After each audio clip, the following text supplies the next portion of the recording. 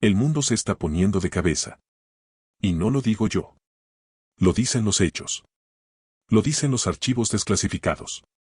Lo dicen los científicos. Lo dicen los brotes de virus que aparecen justo cuando menos los esperamos.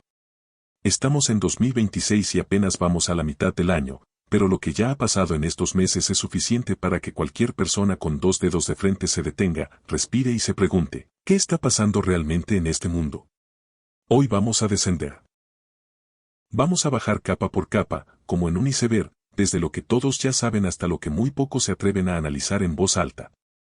Y te lo advierto desde ahora, algunos de estos niveles van a incomodarte. Otros van a fascinarte. Y los últimos podrían cambiar para siempre la forma en que ves la realidad. Empecemos. Nivel 1. La superficie. Lo que ya todos saben. En mayo de 2026, la Organización Mundial de la Salud emitió una alerta sanitaria de importancia internacional. El origen. África Central. Específicamente la República Democrática del Congo y Uganda. El causante, el virus del ébola. Pero no cualquier cepa. La variante conocida como bundibugyo. Un patógeno con tasas de letalidad que rondan el 40% de los contagiados. Más de 500 casos sospechosos. Al menos 130 fallecidos confirmados. Y la alerta llegó hasta México. La Secretaría de Salud activó protocolos en aeropuertos internacionales. Filtros epidemiológicos en la Ciudad de México, Cancún y Guadalajara. Cuestionarios obligatorios. Cámaras térmicas. Personal de vigilancia. El titular de salud salió a decirlo con claridad, no hay casos confirmados en territorio mexicano. El riesgo, por ahora, es bajo. El ébola no se transmite por el aire. No es como el COVID. Se transmite por contacto directo con fluidos corporales de una persona ya enferma, con síntomas visibles. La cadena de contagio es lenta y contenible. Hasta aquí, todo suena manejable. Pero hay un dato que complica el panorama. El 11 de junio de 2026 arranca la Copa del Mundo de Fútbol. En México. Y entre los países clasificados está la República Democrática del Congo, el epicentro del brote. Su primer partido será el 23 de junio en el Estadio Akron de Guadalajara. Cientos de miles de turistas llegando al país. Aficionados provenientes de zonas de brote activo. Autoridades sanitarias de Jalisco tuvieron que diseñar un cerco epidemiológico extraordinario alrededor del estadio y el aeropuerto. Y aunque estadísticamente la probabilidad de que esto se convierta en una crisis local es baja, la coincidencia temporal resulta, cuanto menos, inquietante. Nivel 2. Debajo de la superficie. Lo que la mayoría no conecta. La cepa bundibugyo es el problema central de esta alerta, y vale la pena detenerse en eso. Porque a diferencia del ébola Zaire, para el cual sí se desarrollaron vacunas y tratamientos experimentales, esta variante no tiene vacuna aprobada. No tiene antiviral efectivo. La respuesta médica ante un contagio se limita al soporte sintomático, hidratación avanzada y manejo de complicaciones orgánicas. Dicho en términos simples, si te contagias, los médicos pueden ayudarte a que tu cuerpo aguante. Pero no pueden atacar al virus directamente. Ahora bien, aquí viene algo que la cobertura mediática no suele unir. México, como país, arrastra deficiencias estructurales históricas en infraestructura sanitaria. Los laboratorios de bioseguridad nivel 4, los únicos capaces de manejar patógenos hemorrágicos graves como el ébola, son escasos. La logística de aislamiento estricto y la disponibilidad de insumos especializados no están garantizadas a escala masiva. La propia Secretaría de Salud lo sabe. Las autoridades lo saben. Y lo reconocen en privado. Que no tengamos casos confirmados hoy no significa que el sistema esté listo para un escenario extremo. No lo estábamos en 2020. Y aún así sobrevivimos. Pero el recuerdo de lo que fue esa pandemia debería hacernos reflexionar sobre cuánto hemos mejorado realmente desde entonces. Nivel 3. Más abajo. Lo que los gobiernos están admitiendo en voz alta. Cambiemos de tema. Porque en mayo de 2026 ocurrió algo que durante décadas pareció imposible. El gobierno de los Estados Unidos confirmó oficialmente que los objetos voladores no identificados son reales. No fue una filtración. No fue un anónimo. Fue una plataforma digital lanzada por el propio Departamento de Defensa, respaldada por la Oficina ARO, la Oficina de Resolución de Anomalías en todos los dominios, establecida originalmente en 2022. El sistema se llama PURSU, Sistema de Clasificación y Reporte de Encuentros UAP. Y su función es exactamente lo que su nombre indica. Desclasificar de forma masiva archivos militares e informes de inteligencia que no tienen explicación convencional clara. Los videos publicados no son grabaciones borrosas de aficionados con el celular.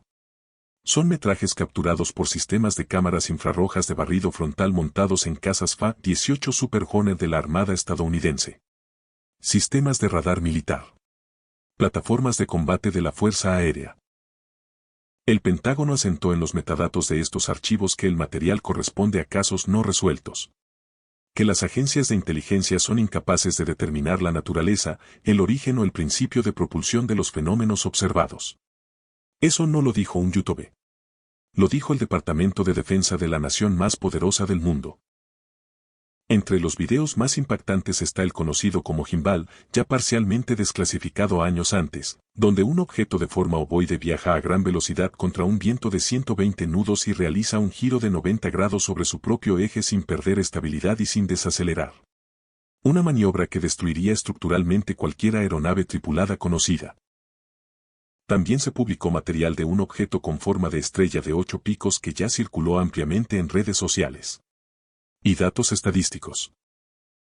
El 52% de los avistamientos confirmados e inexplicables corresponden a objetos esféricos o globulares de entre 1 y 4 metros de diámetro, de coloración blanca, plateada o translúcida, detectados entre 10.000 y 30.000 pies de altitud, frecuentemente en las inmediaciones de instalaciones estratégicas de energía nuclear. Nivel 4. En las profundidades. Lo que involucra a México directamente. Dentro del repositorio de documentos que el gobierno estadounidense hizo públicos hay uno que pocos están destacando. Un archivo de papel digitalizado. Y dice lo siguiente, cito textualmente porque está verificado y es real. El 12 de septiembre de 2002, el Congreso mexicano escuchó testimonios de expertos sobre fenómenos aéreos no identificados relacionados con el debate sobre una ley de protección del espacio aéreo que, de ser aprobada, convertiría a México en el primer país en reconocer formalmente la presencia de vida extraterrestre en la Tierra. Los expertos solicitaron a los legisladores reconocer los ovnis, garantizar la seguridad del espacio aéreo y permitir su estudio. Presentaron supuestos cadáveres extraterrestres y videos de encuentros de pilotos mexicanos con objetos voladores de alta velocidad durante el vuelo. Eso está en los archivos del gobierno de Estados Unidos. Digitalizado. Publicado. No como prueba definitiva, sino como testimonio registrado dentro de su base de datos oficial de fenómenos anómalos. El mero hecho de que ese documento exista y haya sido incluido en la desclasificación dice algo. Y lo que dice es que este fenómeno tiene una historia mucho más larga y profunda de lo que los titulares de esta semana sugieren. Además, ya se ha confirmado que esta no será la última tanda de desclasificaciones. Más archivos, más videos, más imágenes están por venir. Nivel 5. El fondo del iceberg. Lo que la ciencia acaba de descubrir y que cambia todo. Ahora llegamos al nivel que menos cobertura mediática ha recibido y que, en mi opinión, es el más perturbador de todos. El Instituto de Ciencia y Tecnología de Okinawa, en Japón, en colaboración con la Universidad de Oklahoma, acaba de demostrar la existencia de una tercera categoría de partículas.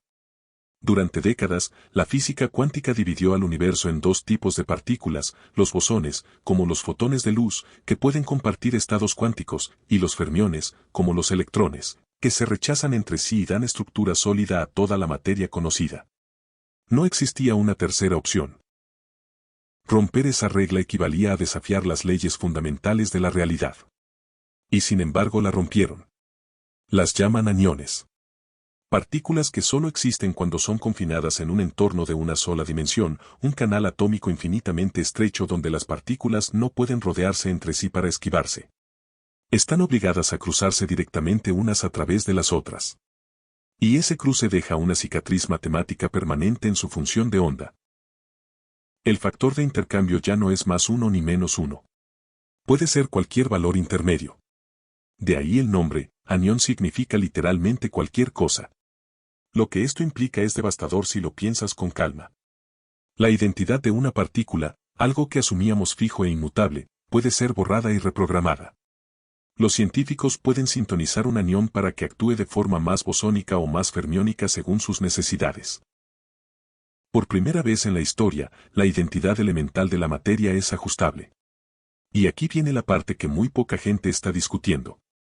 Si la identidad de una partícula no es fija, si puede ser alterada mediante la manipulación de las dimensiones del espacio en las que existe, entonces la solidez de la materia, incluyendo la materia de la que estás hecho tú en este momento, depende de un equilibrio dimensional. Llevado al extremo teórico. Una inteligencia suficientemente avanzada que lograra colapsar o manipular localmente las dimensiones del espacio a nivel nanométrico podría alterar los factores de intercambio de los átomos que componen tu cuerpo. Las partículas antisociales que te dan solidez comenzarían a comportarse como luz condensada. La materia sólida simplemente se disolvería. No como explosión. No como destrucción visible. Simplemente dejaría de ser sólida. Y hay más. Los aniones tienen lo que los científicos llaman memoria topológica perfecta. En nuestro mundo de 3 dimensiones, una partícula no guarda registro de sus movimientos pasados. Pero en el entorno unidimensional donde existen los aniones, las trayectorias de las partículas quedan trenzadas en el tejido del espacio-tiempo. Cada interacción genera una cicatriz matemática imborrable.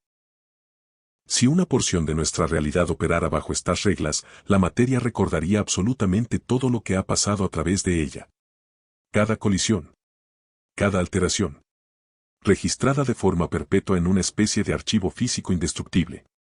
La realidad como una grabadora eterna donde el pasado queda trenzado con el presente. Y la última implicación, la que para los físicos teóricos es la más inquietante de todas, la posible inestabilidad del vacío. Nuestro universo podría no estar en el estado de energía más bajo posible. Podría estar en lo que se llama un falso vacío, un equilibrio temporal. Las reglas de nuestra realidad tridimensional serían solo un paréntesis. Si un experimento en un acelerador de partículas de alta energía forzara accidentalmente una transición de fase local, creando una burbuja donde las partículas ordinarias comenzaran a adoptar la estadística fraccionaria de los aniones, esa burbuja se expandiría a la velocidad de la luz. Al pasar por la Tierra, alteraría instantáneamente el factor de intercambio de todos los electrones del planeta. Los átomos de tu cuerpo, de los océanos, del aire. El universo no estallaría. Simplemente reescribiría sus reglas. Y nosotros nos disolveríamos en la nada antes de poder procesar lo que está pasando. 3 temas. 3 capas de realidad. Un virus sin vacuna que avanza mientras el mundo prepara su fiesta deportiva más grande. Una superpotencia que tras décadas de negación admite que hay objetos en nuestro cielo que ninguna tecnología humana puede explicar. Y una partícula que acaba de demostrar que las reglas fundamentales del universo no son absolutas, que la solidez de todo lo que existe depende de condiciones que pueden ser alteradas. No te pido que entres en pánico. Te pido que pienses. Que conectes los puntos. Que dejes de asumir que el mundo que ves en la superficie es todo lo que hay. Porque como acabas de descubrir, lo que está debajo del agua es mucho más grande, mucho más oscuro y mucho más interesante que lo que cualquiera te ha contado hasta ahora.